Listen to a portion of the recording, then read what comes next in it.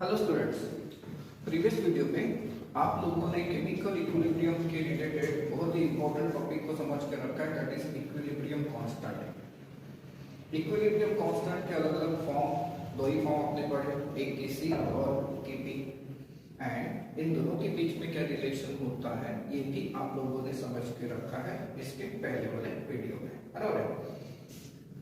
आज हम लोग अलग अलग टॉपिक्स को डिस्कस करेंगे जिसमें केसी एंड केपी से रिलेटेड कुछ क्वेश्चंस हमारे सामने आएंगे। देखते हैं कैसे पहुंचा जाता है वहां तक, लेकिन उससे पहले हम लोग डिस्कस करते हैं about the homogenous and heterogenous equilibrium, जिसे हम लोग इक्विलिब्रिया कहेंगे यहाँ पर, right. Homogenous equilibrium means we can say that these are nothing but the types of chemical equilibrium. तो होमोजेनस इक्विलिब्रियम का मीनिंग क्या होता है गाइस? होमोजेनस, होमो का मतलब होता है सेम एंड जीनस का मतलब होता है फेज, मतलब सेम फेज। तो होमोजेनस इक्विलिब्रियम मतलब कैसा इक्विलिब्रियम? तो it is an equilibrium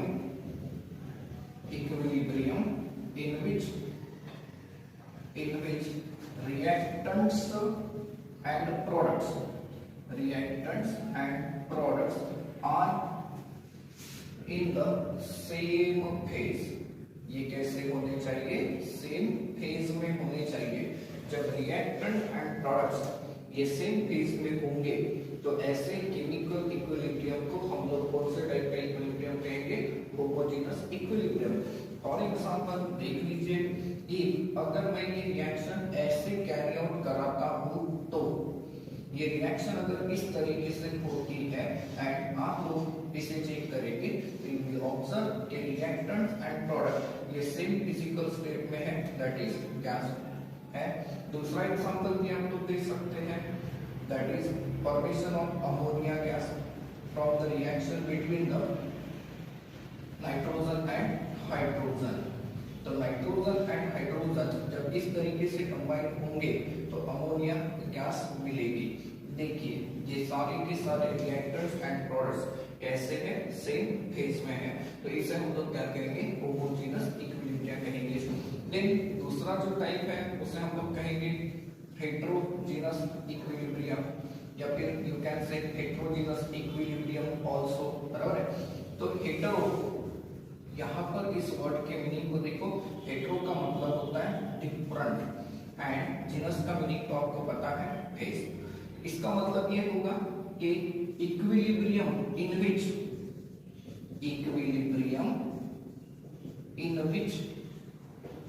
reactants and products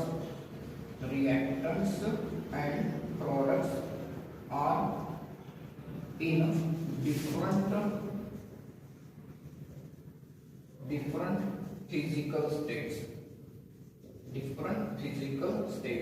जब ये अलग अलग फिजिकल स्टेट्स में रहेंगे तो ऐसे इक्विलिब्रियम को आप लोग कौन सा इक्विलिब्रियम कहोगे? हेटेरोजेनस केमिकल इक्विलिब्रियम कहा जाता है। देखिए एग्जांपल अगर हम लोग देखते हैं तो डिकम्पोजिशन ऑफ कैल्शियम कार्बोनेट, ये अगर इस तरीके से डिकम्पोज होंगे आपको देखना है quick line and carbon dioxide gas. तो ये सॉलिड है, ये क्या है? गैस है। ये देखिए ये क्या है? सॉलिड है। तो रिएक्टेंट्स एंड प्रोडक्ट्स अलग अलग स्टेट में हैं। आप लोग और भी एग्जांपल दे सकते हैं, जैसे मान लीजिए कि आप लोग रिएक्शन कैरी आउट करते हो between ammonia gas and chlorine gas, sorry ammonia and HCl gas, तो you will obtain ammonium chloride and ammonium chloride होता है सॉलिड। देखिए ये सॉलिड है, ये गैस है और ये क्या है?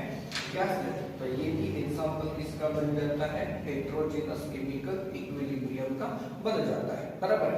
नाउ इक्विलिब्रियम कांस्टेंट इस केस में हम लोग कैसे निकालेंगे? छोटी सी हेडिंग बन जाती है हमारी और बहुत काम की है। Equilibrium constant for heterogeneous equilibrium. अब हेटेरोजेनस इक्विलिब्रियम अगर आपके सामने आता है तो उसमें इक्विलिब्रियम कांस्टेंट कैसे कैलकुलेट कर सकते हैं? सोचिए जरा, मजेदार कंसेप्ट है। जस्ट इमेजिन कि आपके पास ये इक्विलिब्रियम है C2H5OH it get evaporates to give C2H5OH gas, right?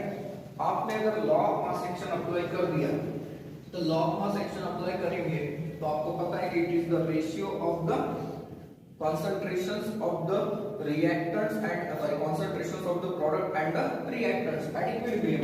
तो प्रोडक्ट क्या दिख रहा है आप लोगों को? गैसियस इथेनॉल, C2H5OH क्या है? इथेनॉल है, divided by concentration of C2H5OH ये है लिक्विड। नाउ यहाँ पर समझिए ये जो कॉन्सेंट्रेशन होता है C2H5OH liquid, it is a constant. ये क्या होता है? कांस्टेंट होता है।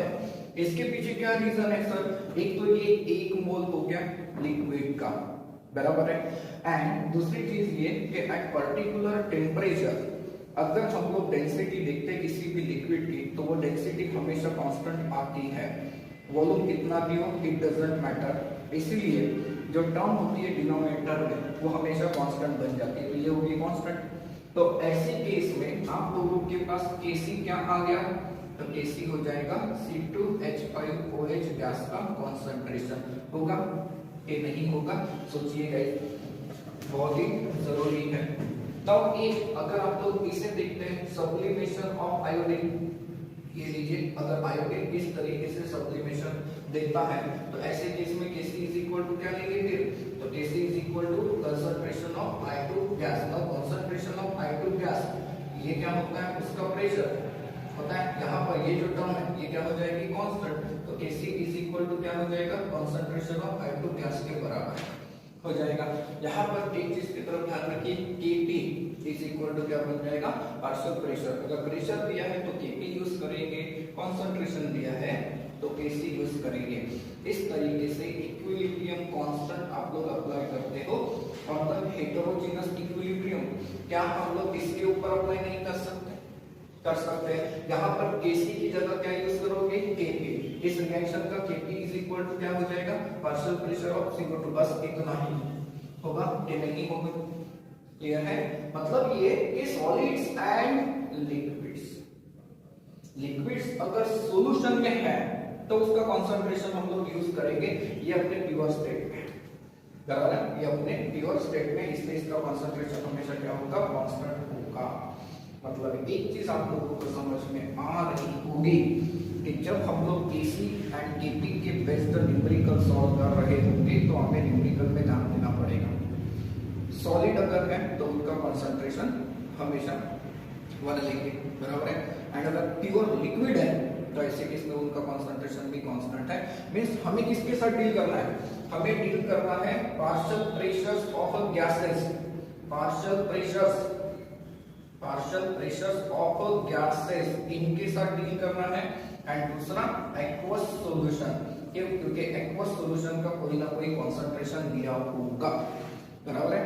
ये चीज आप लोगों को बहुत ही केयरफुली हैंडल करके अपने दिमाग में रखनी है, स्टोर करके रखनी है। अदरवाइज हम लोग इसके ऊपर देखिए, यहाँ पर अगर मैंने कहा होता कि Kc का इक्वेशन बनाइए या Kp का इक्वेशन बनाइए तो आप लोग इनका भी कंसंट्रेशन वहां पर इन्वॉल्व करा देते, आपका इक्वेशन क्या हो जाता? रॉन्ग हो जाता। ये छोटा सा क्वेश्चन है लेकिन बहुत बार पूछने लायक है ये क्वेश्चन कि बताइए इसके ऊपर इक्विलिब्रियम कांस्टेंट का इक्वेशन क्या आएगा, राइट? एक्सप्रेशन फॉर Kp और एक्सप्रेशन फॉर Kc। अगर Kc के टर्म में लिखते हैं तो आप लोग क्या यूज करोगे? सिर्फ और सिर्फ कंसंट्रेशन ऑफ CO2, इनका नहीं, इनका कंसंट्रेशन कितना हो जाएगा? नेक्स्ट टॉपिक की तरफ चलते हैं, that is units of equilibrium constant. Units of equilibrium constant छोटा सा कंसेप्ट है लेकिन कई बार इसके ऊपर अलग अलग एंट्रेंस एग्जाम में कंफ्यूजिंग क्वेश्चन आप लोगों को दिया जा सकता है।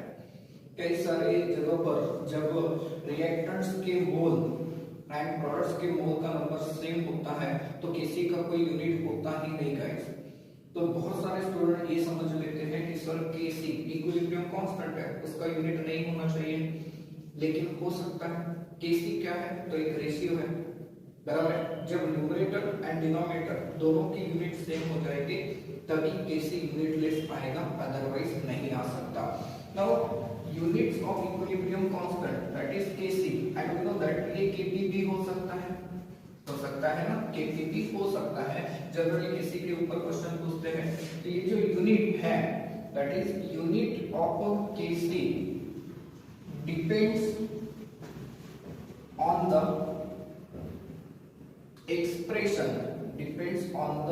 Expression of KC. क्यों ऐसा? क्योंकि अलग अलग इक्विलिब्रियम के लिए केसी का एक्सप्रेशन अलग अलग होता है एंड देयरफॉर केसी का जो यूनिट रहेगा ये यूनिट भी अलग अलग आ सकता है। कैसे आ सकता है जरा सोचते हैं। सपोज करिए कि आपके पास एक इक्विलिब्रियम है H2 gas plus I2 gas, it gives twice of HI gas. इसके ऊपर केसी अप्लाई करिए, इक्विलिब्रियम कांस्टेंट निकालिए केसी। माना कि यहाँ पर केसी लागू नहीं होता लेकिन केपी लागू होता है, हम लोग पहले केसी को निकाल कर देखते हैं। तो सर केसी अगर अप्लाई करते हैं तो लॉ ऑफ मास एक्शन के हिसाब से क्या हो जाएगा, तो concentration of HI to the power 2 divided by concentration of H2 into concentration of क्या हो जाएगा I2 हो जाएगा।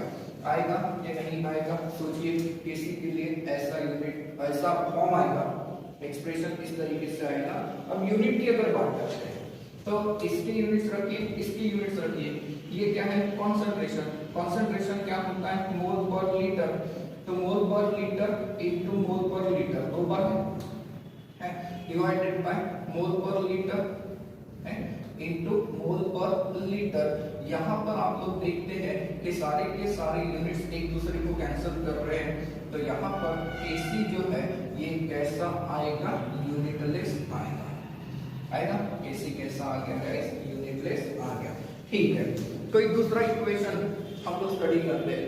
सपोज करिए फॉर्मेशन ऑफ अमोनिया। तो फॉर्मेशन ऑफ अमोनिया को हम लोगों ने इस तरीके से रिप्रेजेंट करके दिया था, राइट? ये लिखिए, फिर से आप लोगों के सामने आ गया। अब इसके ऊपर अप्लाई करिए केसी का कांसेप्ट। तो केसी इज इक्वल टू क्या होगा? तो sir concentration of ammonia to the power 2 divided by concentration of nitrogen into concentration of hydrogen to the power 3 है, बराबर है। अब कंसंट्रेशन की यूनिट्स यहाँ पर देखिए, मोल पर डीएम क्यूब या फिर मोल पर लीटर, ये दो बार है, रख दीजिए, कैंसिल आउट करने में आसानी होती है।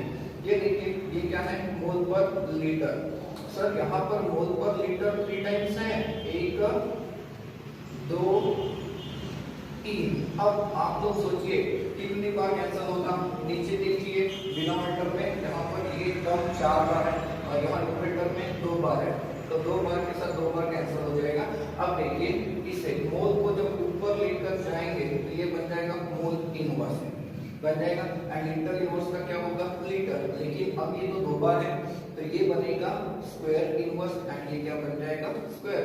मतलब यहाँ पर केसी का अगर आप लोग यूनिट देखते हैं तो केसी का यूनिट कुछ इस तरीके से आता है। गाइस ये जो केसी का यूनिट है, ये केसी का यूनिट निकालना बहुत ही आसान है। कई बार इतना सॉल्व करने की जरूरत ही नहीं है आप लोगों को, आप लोग डायरेक्ट फाइंड आउट करके ले सकते हैं। देखिए मैं आप लोगों को हिंट देता हूँ। अगर आप लोगों को केसी के यूनिट्स निकालने हैं तो कंसंट्रेशन के पावर में डेल्टा एन लगा दीजिए, कंसंट्रेशन के पावर में डेल्टा एन लगा दीजिए, आप लोगों को मिल जाएगा केसी का यूनिट। मतलब कैसे? डेल्टा एन का मतलब क्या होता है? That is n2 - n1। ये क्या होता है? Number of moles of gaseous product, number of moles of gaseous products minus number of moles of gaseous reactant. होते हैं कि नहीं होते? बस ये टर्म अप्लाई कर दीजिए, आप लोगों को मिल जाएगा आंसर। कैसे? इसके ऊपर अप्लाई करिए। यहाँ पर डेल्टा एन देखिए, यहाँ पर डेल्टा एन क्या है? तो ये number of moles of gaseous product 2 है, या number of moles of gaseous reactants 2 है, तो delta N n2 - n1 that is 2 - 2 0। तो कंसंट्रेशन के टर्म में अगर 0 लगाते हैं तो ये क्या हो गया? 0 हो गया। मतलब यूनिट आया क्या? नहीं आया। यही कंसेप्ट यहाँ पर अप्लाई करके देखिए, तो यहाँ पर ये यूनिट हम लोगों ने निकाल के देखा है। डेल्टा एन कितना आ रहा है? देखिए number of moles of gaseous products 2 and number of moles of gaseous reactants, तो 3 + 1 4 दैट दैट इज -2 आ गया, डेल्टा एम क्या आ गया -2। तो Kc is equal to mole per litre के पावर में -2 लगा दीजिए, बराबर है, मोल पर लीटर के पावर में 2 लगा दीजिए, -2 लगा दीजिए तो क्या बन जाएगा मोल स्क्वायर इनवर्स, एंड ये क्या बन जाएगा ऐसा। आ गया Kc का यूनिट, बहुत ही सिंपल कंसेप्ट है गाइस, एकदम आसानी से आप लोग Kc का यूनिट फाइंड आउट करके दिखा सकते हैं। चलिए एक और एग्जांपल लेते हैं। हमारे पास डिकम्पोजिशन है इसका सोडियम बाइकार्बोनेट, सोडियम बाइकार्बोनेट का डिकम्पोजिशन है, ये आपको देता है Na2CO3 gas plus CO2 gas plus H2O gas. आप लोगों को ये क्वेश्चन कहता है इस रिएक्शन के ऊपर कि पहले तो Kc का इक्वेशन लिखकर दिखाइए, इक्विलिब्रियम कांस्टेंट का एक्सप्रेशन निकालिए, एंड देन उसके बाद निकाल कर दीजिए इसका यूनिट। मींस आपको क्या लिखना है, तो expression for Kc and unit for Kc, ठीक है, एंड यूनिट फॉर Kc। तो expression for Kc is equal to आप लोग क्या लिखेंगे, सबसे पहला काम सर जितने भी प्रोडक्ट्स हैं उनके कॉन्सेंट्रेशन का प्रोडक्ट डिवाइडेड बाय जितने भी रिएक्टेंट्स हैं उनके कॉन्सेंट्रेशंस का प्रोडक्ट रख दीजिए। तो इसके हिसाब से अगर जाते हैं तो ये हो जाएगा concentration of sodium carbonate, baking soda है, ठीक है, ये सॉलिड स्टेट में होता है। देन उसके बाद concentration of CO2 and then concentration of H2O आएगा divided by concentration of NaHCO3 to the power क्या रहेगा गाइस 2 रहेगा, ठीक है। नाउ यहाँ पर चाहे तो आप लोग इनकी फिजिकल स्टेट रख सकते हैं, बट जरा सोचिए फिजिकल स्टेट के हिसाब से अगर देखते हैं तो ये सॉलिड है, तो इसका कॉन्सेंट्रेशन इग्नोर करना है, इसका कॉन्सेंट्रेशन इग्नोर करना है, ये गैस है, ये भी गैसियस स्टेट में दिया है रिएक्शन में, राइट, तो जैसा दिया है उसके हिसाब से लिखना पड़ेगा। तो Kc का फॉर्म क्या हो जाएगा, Kc is equal to concentration of CO2 gas into concentration of H2O gas, होगा कि नहीं होगा, ये इतना बचेगा। तो फिर यूनिट क्या है, मैंने तो आपको डायरेक्ट ही बता दिया है, हीट के हिसाब से जाइए तो number of moles of gaseous product minus gaseous reactant, तो gaseous product 1 + 1 2 and gaseous reactant 0, मतलब जो मोल पर लीटर है ना, मोल पर लीटर इसे 2 रख दीजिए इसके पावर में, तो ये क्या हो जाएगा कुछ इस तरीके से हो जाएगा, हो जाएगा। इसका जो यूनिट आप लोगों को मिलेगा ये मिलेगा मोल स्क्वायर एंड डीएम के ऊपर -6 पावर में। इस तरीके से हम लोग यूनिट्स निकाल कर दिखा सकते हैं। अब डिस्कस करते हैं कैरेक्टरिस्टिक्स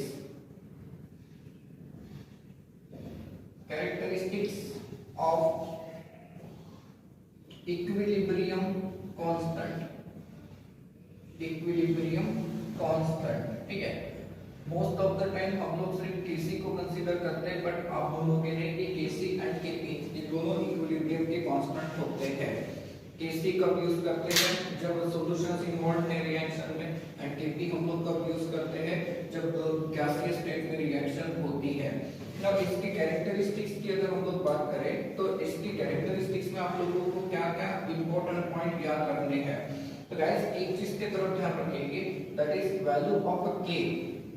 K मतलब क्या हो सकता है, Kc और Kp हो सकता है। देखो अब मैंने ऐसा लिखा है इसे, ये जो वैल्यू ऑफ K है is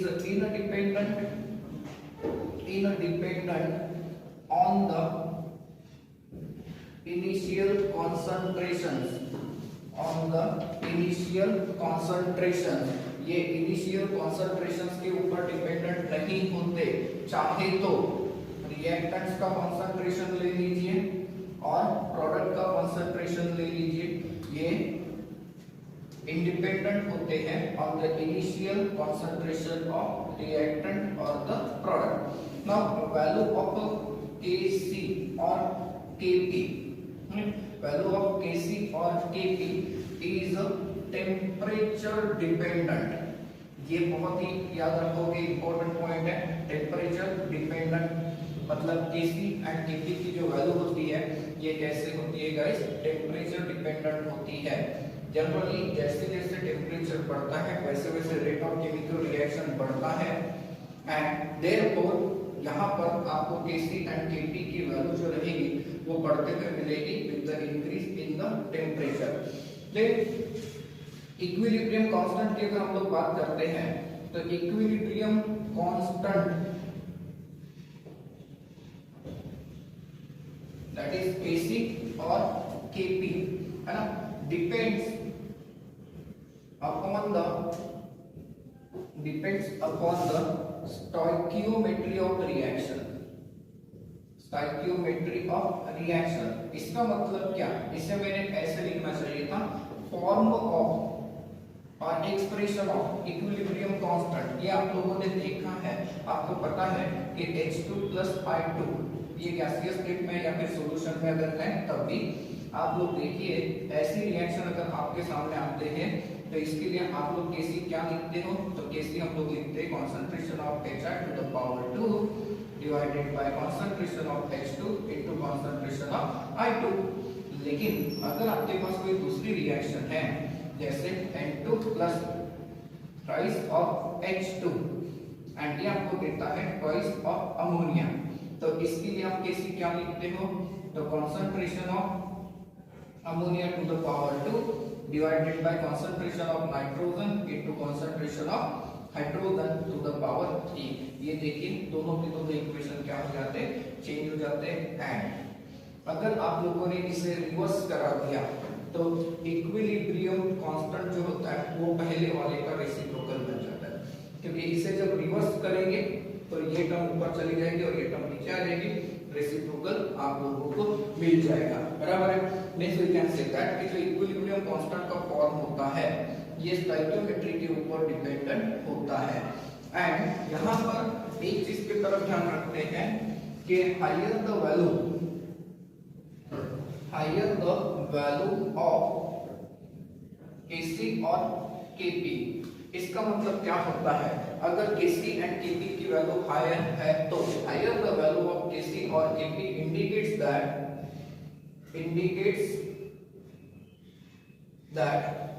there is high percentage of product in the reaction mixture। क्यों ऐसा होगा सोचना पड़ेगा।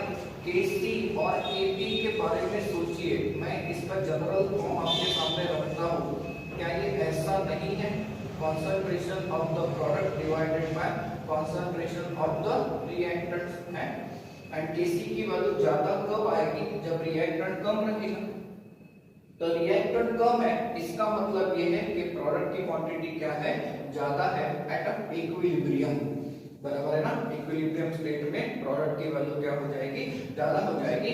Now guys if the reaction is taking place in several steps, ये वाला पॉइंट हमें एंट्रेंस एग्जाम में बहुत हेल्प करेगा कि अगर रिएक्शन अलग अलग स्टेप में होती है तो हर एक स्टेप का इक्विलिब्रियम कांस्टेंट होगा।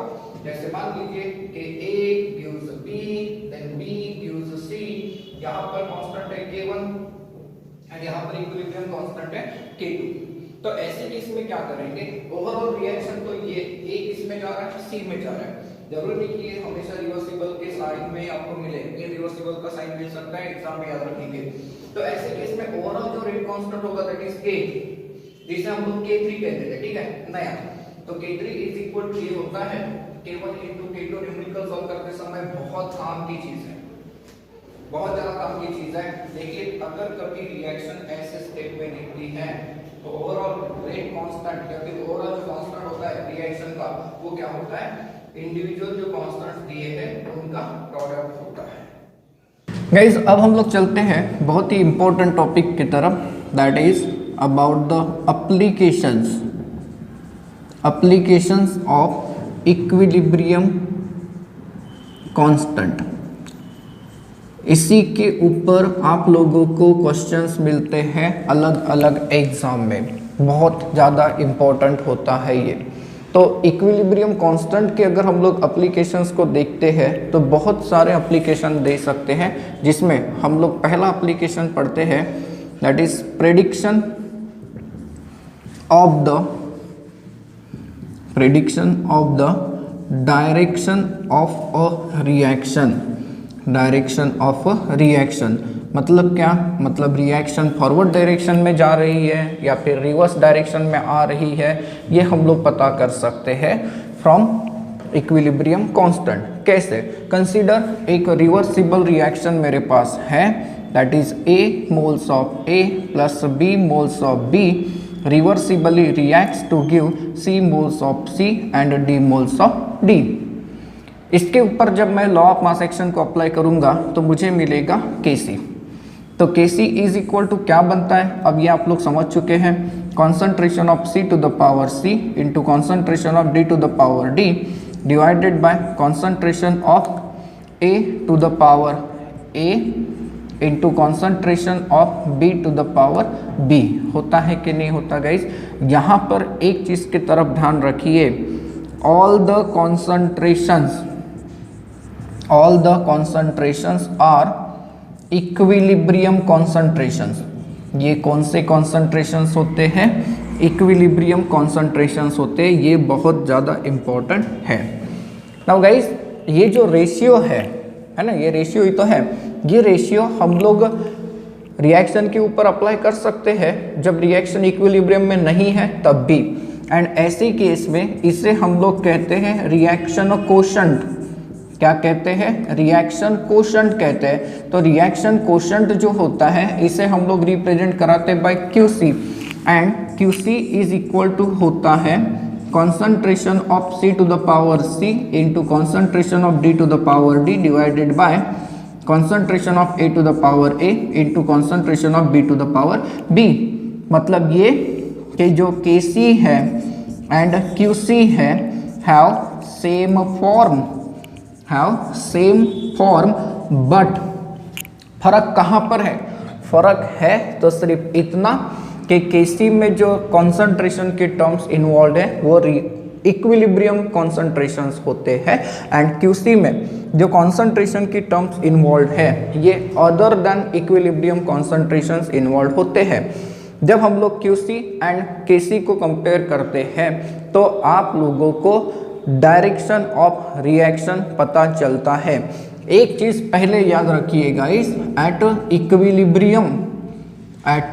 Equilibrium Kc is equal to QC होता है। Kc is equal to QC होता है। मतलब ऐसी कंडीशन में सारे के सारे जो कॉन्सेंट्रेशंस इन्वॉल्व है वो क्या बन जाएंगे? इक्विलिब्रियम के कॉन्सेंट्रेशन ही बन जाएंगे। जी हाँ, सपोज करिए इसे मैं एक छोटी सी डायग्राम के साथ रिप्रेजेंट कर लूँ तो कैसे होगा? हम लोग इसे कुछ इस तरीके से रिप्रेजेंट करा सकते हैं। देखते हैं ऐसा रिप्रेजेंटेशन आ सकता है या नहीं आ सकता। यहाँ पर मैं QC एंड Kc इन दोनों की बात करता हूँ। देखिए सपोज करिए कि ये है QC एंड ये है Kc। तो यहाँ पर आप लोगों को दिखता है कि QC is equal to Kc है। मतलब concentration of reactant and concentration of product, ये दोनों के दोनों हम लोग कहाँ पर मान लेंगे? At equilibrium. रिएक्शन यहाँ पर इक्विलिब्रियम में है। इफ अगर मैंने ये डायग्राम थोड़ी अलग तरीके से बनाई होती, सपोज करिए कि मैं QC को बड़ा दिखा देता हूँ। अगर हम लोग QC को बड़ा दिखाते, Kc ये है Kc एंड QC को मैं थोड़ा सा छोटा दिखाता हूँ तो QC यहाँ पर क्या है? छोटा हो गया, राइट। कंडीशन क्या आ गई गाइस कि QC is less as compare to Kc। तो इसका मतलब क्या हो जाएगा? यहाँ पर जो कॉन्सेंट्रेशंस हैं रिएक्टेंट के एंड प्रोडक्ट के, रिएक्टेंट का कॉन्सेंट्रेशन एंड प्रोडक्ट का कॉन्सेंट्रेशन अदर देन इक्विलिब्रियम है, मतलब ये कि ये कम है बराबर है ना। ये कॉन्सेंट्रेशंस कम है as compare to this one, क्योंकि ये इक्विलिब्रियम के कॉन्सेंट्रेशंस है। तो इसका मतलब ये कि रिएक्शन किस डायरेक्शन में जाना पसंद करेगी, रिएक्शन फॉरवर्ड डायरेक्शन में जाना पसंद करेगी। बराबर है, रिएक्शन फॉरवर्ड डायरेक्शन में जाना पसंद करेगी। फॉरवर्ड डायरेक्शन क्यों, क्योंकि अब रिएक्टेंट जो है वो प्रोडक्ट में कन्वर्ट होके इक्विलिब्रियम लाने की कोशिश करेंगे। मीन्स ये कि जब QC is less than KC आता है तो reaction proceeds in forward direction. Reaction proceeds in forward direction, देख लीजिए। एंड इसे थोड़ा सा उल्टा करके सोचिए तो, अब इसे उल्टा करके सोचने का मतलब क्या है, मतलब ये है कि हम लोग KC को छोटा कर देते हैं, ये लीजिए ये हो गया KC, ठीक है, एंड QC को बड़ा कर देते हैं, नॉट QP, QC को बड़ा कर देते हैं, तो ये हो गया QC। सोचिए अब यहाँ पर QC is greater than KC है, तो ऐसे केस में रिएक्शन किस साइड में जाना पसंद करेगी, रिवर्स डायरेक्शन में। मतलब ये कि रिवर्स रिएक्शन और रिवर्स डायरेक्शन इज फेवर्ड, है ना, रिवर्स डायरेक्शन इज फेवर्ड। तो ऐसी जब कंडीशन आती है guys, QC is greater than KC है, तो इसका मतलब ये है कि concentration of a reactant is more as compared to concentration of reactant as compared to concentration of product है। यहाँ पर reactant and concentrations इन दो reactant and product इन दोनों के concentrations को अगर हम लोग देखें तो it is observed कि अब ये reaction कौन से direction में जाना पसंद करेगी, reverse direction में जाना पसंद करेगी। तो यहाँ से आप लोगों को एक चीज़ समझ में आती है, जब QC and KC ये दोनों सेम हैं तो रिएक्शन इक्विलिब्रियम पे है। अगर QC कम है तो फॉरवर्ड रिएक्शन फेवरेबल है, एंड अगर QC ज़्यादा है तो इसका मतलब ये हो गया कि रिवर्स रिएक्शन फेवरेबल होगी, reverse reaction is a favourable. तो ये कंडीशंस है, राइट। ये एप्लीकेशन किसका, इक्विलिब्रियम कांस्टेंट का, जो आप लोगों को बता रहे हैं कि रिएक्शन किस डायरेक्शन में जा सकती है। फॉरवर्ड डायरेक्शन में जाना है तो ऐसे केस में क्या चाहिए, हमारे पास KC की वैल्यू ज़्यादा चाहिए। रिवर्स डायरेक्शन में आना है तो मतलब QC की वैल्यू ज़्यादा रहेगी, तब रिएक्शन क्या हो जाएगी, रिवर्स आएगी। अब दूसरे इंपॉर्टेंट एप्लीकेशन की तरफ चलते हैं। To know the extent of reaction, to know the extent of reaction.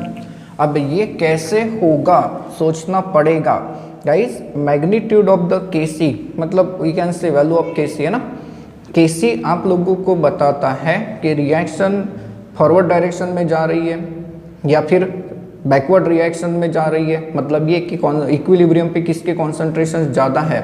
कैसे, आप लोग जरा सोचिए, हम लोगों ने KC का जनरल फॉर्म क्या पढ़ के रखा है, तो it is nothing but the ratio of the product of concentrations of the product divided bye concentrations of the reactant.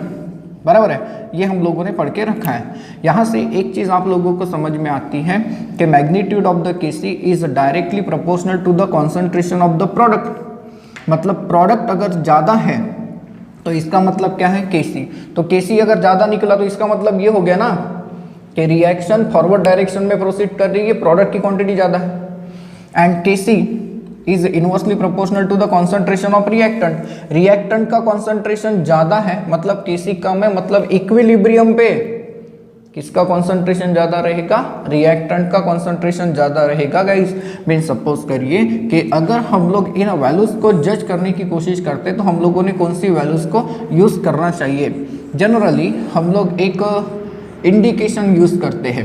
Indication कैसे यूज़ करते हैं, दिस इज इक्विलिब्रियम कांस्टेंट। यहाँ पर मैं वेरी स्मॉल कर देता हूँ एंड यहाँ पर कर देते हैं वेरी लार्ज, लेकिन इन बिटवीन ये जो रीजन है यहाँ पर मैं वैल्यू पुट करता हूँ 1 एंड यहाँ पर वैल्यू पुट कर देता हूँ 10 टू द पावर 3 एंड यहाँ पर वैल्यू पुट कर देता हूँ मैं 10 टू द पावर -3। यहाँ से हम लोग कैसे जज कर सकते हैं, देखिए if K C is greater than 10 to the power 3, reaction में आप लोगों को Kc की वैल्यू अगर 10 टू द पावर 3 से ज़्यादा मिलती है तो इसका मतलब ये कि फॉरवर्ड रिएक्शन इज डोमिनेटिंग। मतलब क्या होगा, मतलब ये है कि at equilibrium concentration of the product it is more as compare to concentration of the reactants है। And if Kc is less than 10 to the power -3, Kc is less than 10 to the power -3, तो ऐसे case में आप लोग कह सकते हैं कि backward reaction is dominating, backward reaction is dominating. इसका मतलब क्या हो जाएगा कि at equilibrium concentration of product is less as compared to concentration of a reactant, बराबर है। एंड इफ Kc की वैल्यू अगर इसमें आती है 10 to the power -3 to 10 to the power 3, तो ये माना जाता है कि reaction is near to equilibrium. मतलब ऐसे केस में इक्विलिब्रियम पे आपके पास कॉन्सेंट्रेशन ऑफ प्रोडक्ट भी होगा and concentration of the reactant भी होगा, राइट। ये हो सकता है। तो Kc की वैल्यू डिसाइड करती है कि रिएक्शन कौन से डायरेक्शन में जा रही है। सोचिए यहाँ पर अगर हम लोग देखते हैं तो ये समझ में आता है कि जैसे जैसे कॉन्सेंट्रेशन ऑफ प्रोडक्ट बढ़ेगा वैसे वैसे Kc की वैल्यू क्या हो जाएगी गाइस, बढ़ती जाएगी। मतलब Kc अगर इंक्रीज होता है ना, Kc इंक्रीज दिख रहा है आप लोगों को, तो Kc में जो इंक्रीज दिख रहा है इसका मतलब क्या है कि concentration of the product increasing. Now concentration of product increasing का मतलब रिएक्शन का इक्विलिब्रियम राइट साइड में शिफ्ट होगा। और जब बहुत बड़ी वैल्यू आ जाएगी 10 टू द पावर 3 से भी ज़्यादा, तो हम लोग ये मान लेंगे कि रिएक्शन कहाँ पर जा रही है, कंप्लीशन की तरफ जा रही है। कैसे जा रही है चेक करते हैं। For example consider the formation of gaseous water. कैसे बनता होगा, hydrogen gas plus oxygen gas, ये जब आपस में कंबाइन होते हैं तो आप लोगों को मिलेगा H2O। चलिए गैसियस स्टेट में लिख देता हूँ। इस रिएक्शन का जो Kc होता है ये होता है 2.4 into 10 to the power 47 at 500 kelvin. देखिए 500 केल्विन टेम्परेचर पे Kc की वैल्यू इतनी है। तो यहाँ से आप लोग क्या जज करेंगे, यहाँ से हम लोग ये जज कर रहे हैं कि जो Kc है it is far greater than 10 to the power 3। मतलब क्या, मतलब क्लियर है कि concentration of product is very greater as compare to concentration of reactant. तो इससे क्या समझ में आता है, इससे ये समझ में आता है कि reaction is going to completion, reaction is going to almost complete, मतलब रिएक्शन कंप्लीशन की तरफ जा रही है। एंड रिएक्शन जब कंप्लीशन की तरफ जाएगी तो इक्विलिब्रियम पे पानी का कॉन्सेंट्रेशन ज्यादा होगा, है ना। At equilibrium concentration of H2O it is far greater as compared to concentration of H2 और concentration of O2 होगा कुछ ऐसे। अब रिवर्स सोचिए, अगर आप लोगों ने इसी रिएक्शन को रिवर्स कर दिया तो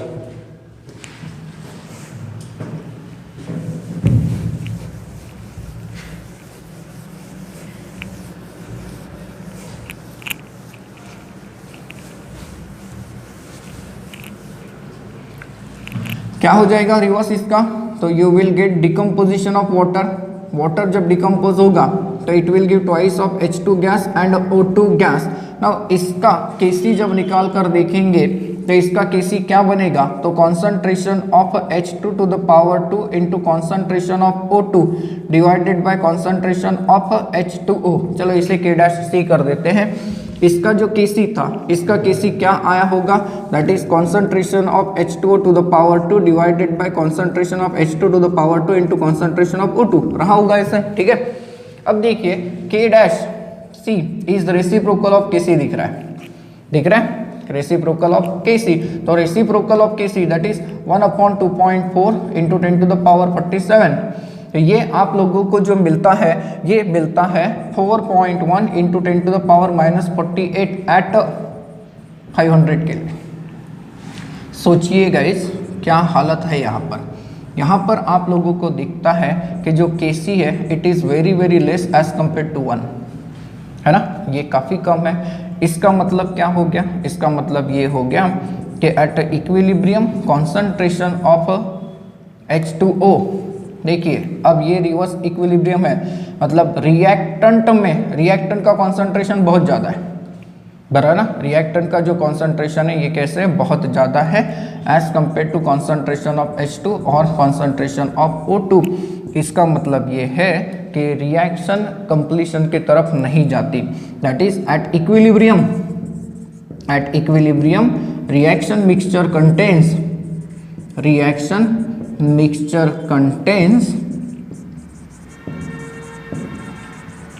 large amount of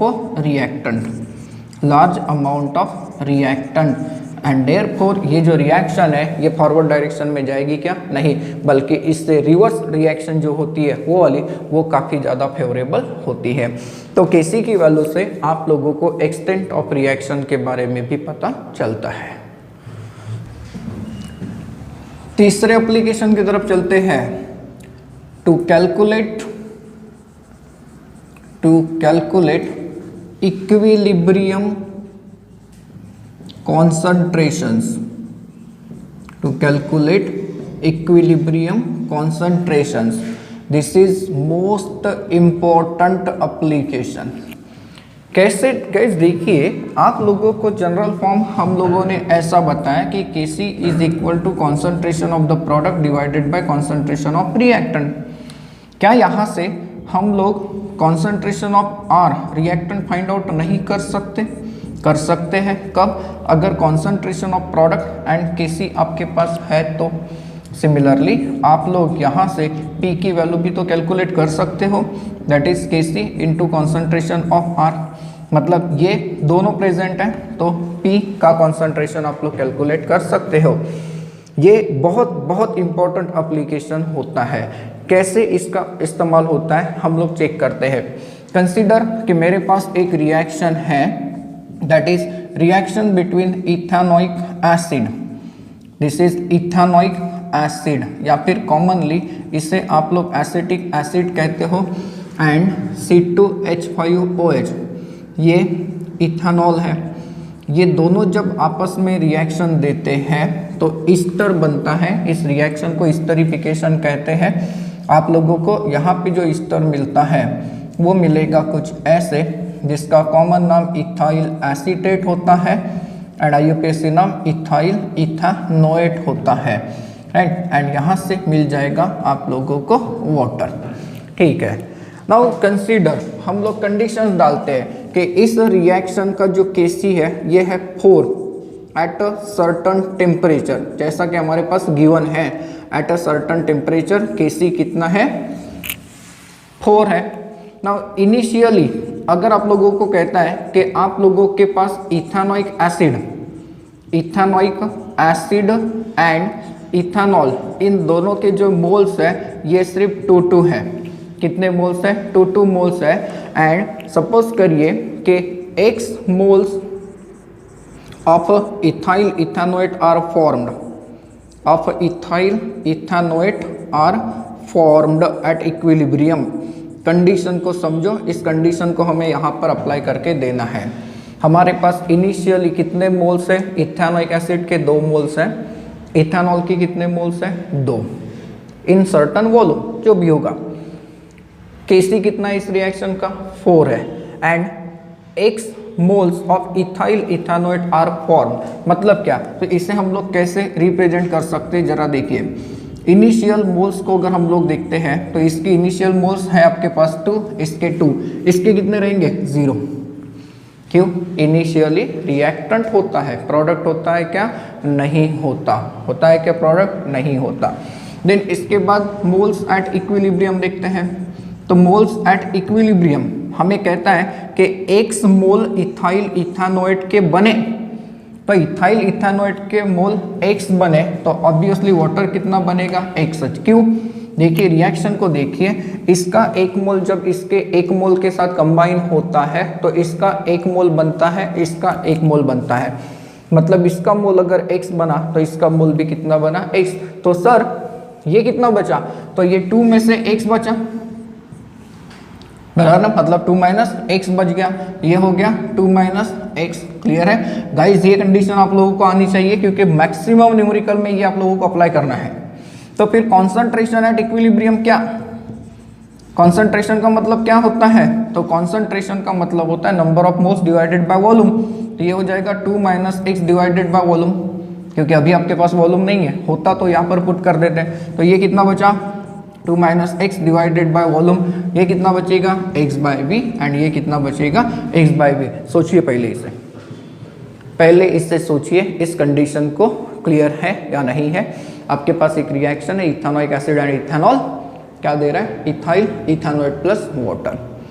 इनिशियली आपके पास इथेनॉइक एसिड एंड इथेनॉल के 2-2 मोल्स हैं, फिर हमें कहता है कि इक्विलिब्रियम पे x मोल इथाइल इथेनॉइड के होंगे, बराबर है ना, मतलब कुछ देर के बाद। तो हम लोग कह सकते हैं कि जो इथेनॉइक एसिड है एंड जो इथेनॉल है इसके कितने मोल्स बचेंगे? तो इसके जो मोल्स बचेंगे ये बचे होंगे दैट इज 2 माइनस एक्स। ठीक है, तो कॉन्सेंट्रेशन भी आप लोगों को मिला। अब आप लोग क्या पता कर सकते हैं कि कॉन्सेंट्रेशंस कैसे फाइंड आउट करते हैं, है ना? इस रिएक्शन के ऊपर अप्लाई करिए कंसेप्ट केसी। इस रिएक्शन का केसी क्या मिलेगा आप लोगों को? इस रिएक्शन का केसी अगर निकालते हो तो that is concentration of ethyl acetate into concentration of H2O divided by concentration of CS3COOH into concentration of C2H5OH। होगा कि नहीं होगा गाइज? ऐसा इक्विलिब्रियम कांस्टेंट का इक्वेशन बनकर आएगा। ये क्लियर है? वैल्यूज पुट करिए। आपको कहता है कि ये 4 है, क्या है? 4। Now concentration of ethyl acetate ये कितना है? x/v into concentration of water ये कितना है? x/v divided by concentration of acidic acid ये कितना है? 2 minus x divided by v, and concentration of ethanol क्या है? 2 minus x divided by v। तो यहाँ पर देखिए न्यूमरेटर डिनोमिनेटर 2v यहाँ पर होंगे, 2v यहाँ पर, v कैंसिल हो गया, ये क्या आ गया? x into x, x square, and 2 minus x का क्या हो गया? स्क्वायर। तो इसे मैं स्क्वायर से हटा देता हूँ तो इसका स्क्वायर रूट कर देते हैं। तो square root of 4 is equal to क्या हो जाएगा? That is x/2 minus x हो जाएगा। That is 2 is equal to x by 2 minus x हो जाएगा। ये यहाँ पर चला गया, ये क्या हो गया? 4 minus 2x is equal to x। हुआ कि नहीं हुआ? तो 4 इज इक्वल टू क्या हो गया? थ्राइस x, ये यहाँ पर आके प्लस हो गया। तो x इज इक्वल टू क्या हो गया? 4/3, मतलब x इज इक्वल टू 1.33 आ गया। ठीक है, x इज इक्वल टू क्या आ गया गाइस? 1.33 आ गया। तो देयरफॉर 2 माइनस एक्स कितना होगा? तो दैट इज 2 माइनस 1.33, ये आएगा 0.67। सोचिए eight equilibrium concentration of ethyl acetate that is CH3COO C2H5 ये कितना था? x था। तो x कितना है आपके पास? 1.33 मोल पर लीटर कॉन्सेंट्रेशन है, and concentration of CH3COOH is equal to concentration of C2H5OH is equal to 2 minus x है, that is 0.67 mole per litre. रहेगा कि नहीं रहेगा? इस टाइप से आप लोगों को पूछे जाते हैं, कॉन्सेंट्रेशंस निकाल कर दीजिए, ऐसे टाइप के क्वेश्चंस। अब इस क्वेश्चन को देखिए, क्या कहना है गाइस इस क्वेश्चन का कि equal concentrations of hydrogen and iodine are mixed together in a close container at 700 Kelvin and allowed to come to equilibrium if the concentration of HI is 0.85 mole पर DM cube, मतलब concentration of HI है आपके पास। What are the equilibrium concentrations of H2 and I2 if Kc is equal to 54 at this temperature. Guys सबसे पहले तो हमें ये समझना है कि यहाँ हाइड्रोजन एंड आयोडीन के बीच में रिएक्शन हो रही है और वो भी इन दोनों का कॉन्सेंट्रेशन कैसा है, इक्वल है। मीन्स हाइड्रोजन एंड आयोडीन इनके बीच में अगर रिएक्शन आप लोग दिखाते हैं तो क्या ये रिएक्शन हम लोग ऐसे दिखा सकते हैं? ठीक है, हमें कहता है कि इस रिएक्शन का Kc गिवन है, तो Kc का कंसेप्ट अप्लाई करना है। तो Kc इज इक्वल टू क्या आ रहा है, तो concentration of HI to the power 2 divided by concentration of H2 into concentration of I2। Now आपके पास एक कंडीशन है कि concentration of H2 is equal to concentration of I2, so therefore मैं Kc इज इक्वल टू ऐसे लिख सकता हूँ कि नहीं, concentration of HI to the power 2 divided by concentration of H2 to the power 2, बराबर है। नाउ यहाँ पर आपके पास वैल्यूज है गाइस। Kc की वैल्यू कितनी है, तो Kc की वैल्यू है 54 is equal to concentration of HI that is 0.85 इसका square divided by concentration of H2 इसका स्क्वायर। आप लोगों को ये टर्म फाइंड आउट करनी है, पहले तो स्क्वायर फाइंड आउट करिए, बाद में स्क्वायर रूट निकाल लीजिए। ये आता है 0.12 mole per litre. Means concentration of H2 is equal to concentration of I2 is equal to 0.12 mole पर डीएम क्यूब, या फिर you can say mole per litre. ये ऐसे सॉल्व करके दिखाना था।